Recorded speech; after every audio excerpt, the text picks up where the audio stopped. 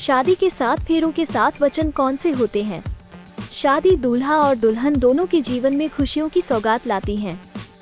शादी 7 जन्मों का 7 फेरों में लिया जाने वाला और 7 वचनों में बंधने वाला रिश्ता है, ताकि यह बंधन इतना मजबूत हो कि कोई भी इसमें बंधने वाले को अलग ना कर सके। परंतु क्या आपको पता है कि शादी के 7 फेरे और 7 वचन कौन से होते हैं जो दूल्हा और दुल्हन आपस में लेते हैं?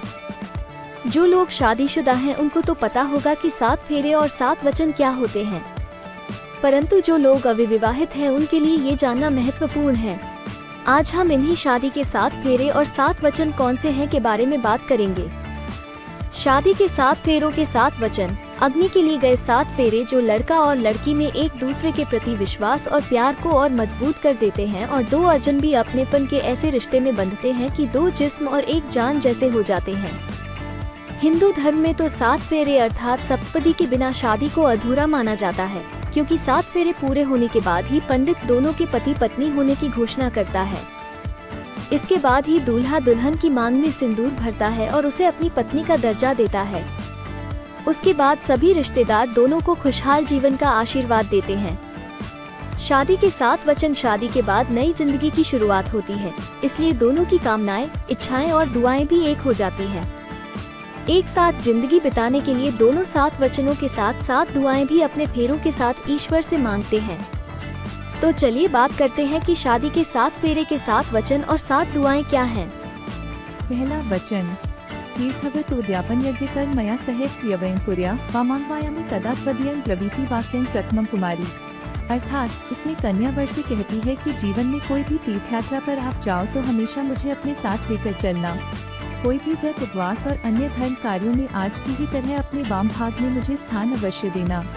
अगर आपको ये स्वीकार है तो मैं आपके साथ विवाह के लिए तैयार हूँ। दूसरा वचन। पूज्यो यथा स्वपित्रो ममापि तथेष्भक्तो निजकर्म कुर्या वामांगवायामि तदा त्वदीयं ब्रवीति कन्या वचनं द्वितीयम्। अर्थात इसमें कन्या वर से वचन मांगते हुए कहती है कि जिस प्रकार आप अपने माता पिता का सम्मान करते हैं, उसी प्रकार मेरे माता पिता का भी हमेशा सम्मान और आदर सत्कार करें। परिवार की मर्यादा के अनुसार धार्मिक अनुष्ठान करते हुए ईश्वर की सेवा में समर्पित रहे तो मैं आपके वामंग में आना स्वीकार करती हूँ। तीसरा वचन। जीवनम अवस्थात्रयं पालना कुर्यात् वामांगयामि तदा त्वदीयं ब्रवीति कन्या वचनं तृतीयम्।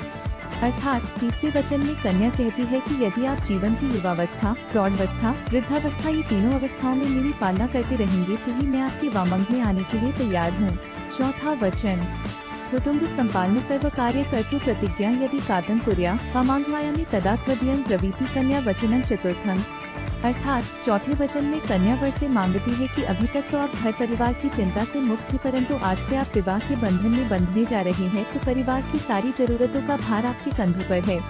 अगर आप इस भार को वहन करने की प्रतिज्ञा करते हैं तो ही मैं आपके वामंग में आने को तैयार हूँ, क्योंकि शादी के बाद परिवार के भरण पोषण के लिए धन की आवश्यकता होती है।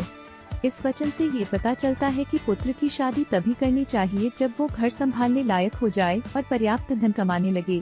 पांचवा वचन। स्वसत्य कार्य व्यवहार कर मन्ये व्यय मामापि मंत्रे था वामांगवायामि तदा त्वदीयं ब्रूते वच पंचमत्र कन्या। अर्थात इस वचन में कन्या वर को कहती है कि शादीशुदा जिंदगी में घर के कामों, विवाह के अवसर या किसी भी प्रकार के वित्तीय लेन देन में आप मेरी भी राय अवश्य लिया करें। कन्या द्वारा लिया गया यह वचन आज के जमाने में अत्यंत महत्व रखता है। छठा वचन। नमेप मानमं सविधे सखीना द्यूतं न वा दुर्व्यसनं भंजश्चेत् वामांगमायामि तदा त्वदीयं ब्रवीति कन्या वचनं च षष्ठम्। अर्थात छठे वचन में कन्या वर से कहती है कि अगर कभी भी मैं अपनी सहेलियों या फिर स्त्रियों के बीच बैठी हूँ तो आप उनके सामने किसी भी कारणवश कभी भी मेरा अपमान नहीं करेंगे, और यदि आप जुआ या किसी भी प्रकार के दुर्व्यसन से खुद को दूर रखें तो ही मैं आपके वामंग में आने को तैयार हूँ। सातवां वचन। परस्त्रियं मातृसमा समीक्ष्य स्नेहं सदा चेन्मयी कांतपुर्या वामांगवायामि तदा त्वदीयं ब्रूते वच सप्तमत्र कन्या। अर्थात 7वें और अंतिम वचन में कन्या वर से कहती है कि आप पराई स्त्रियों को हमेशा माता के समान समझेंगे और पति पत्नी के आपसी प्यार के बीच अन्य किसी को भी भागीदार नहीं बनाएंगे। यदि आपको यह वचन मंजूर है तो ही मैं आपके वामंग में आने को स्वीकार करती हूँ। और यदि आप अधिक सामग्री देखना चाहते हैं तो कृपया मेरे चैनल को लाइक और उसे सब्सक्राइब करें।